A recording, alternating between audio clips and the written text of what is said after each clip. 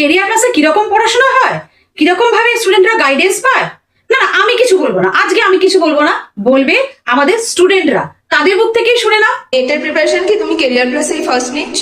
হ্যাঁ। আচ্ছা, কিরকম কি সাবজেক্ট পেপার 1 কিরকম কি আছে গ্রিপে? গ্রিপে অ্যাকচুয়ালি আমার সবই মোটামুটি খুব ভালো, ফ্যাকাল্টি সবকিছু খুব সুন্দরভাবে গেছে, খুব স্মুথলি গেছে অ্যাকচুয়ালি।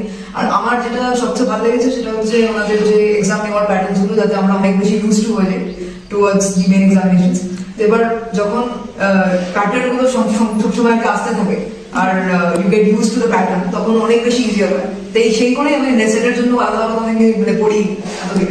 ইনফ্যাক্ট স্যাটারডে আগে মানে স্যাটারডে আমি জাস্ট একটু আর কি ক্যারিয়ার প্লাসের যে নোটস গুলো পেপার বানা ছিল সেগুলো জাস্ট দেখে গেছি। অ্যান্ড আমার মনে হচ্ছে যে ওগুলো ইনাফ ছিল, মোর দেন ইনাফ ছিল। এক্সপেক্ট করছো কি নেটটাও সেটার মতন ক্র্যাক করে যেতে পারবে তো? এক্সপেকটেশন তো ফুল দমে আছে, তো দেখা যাক।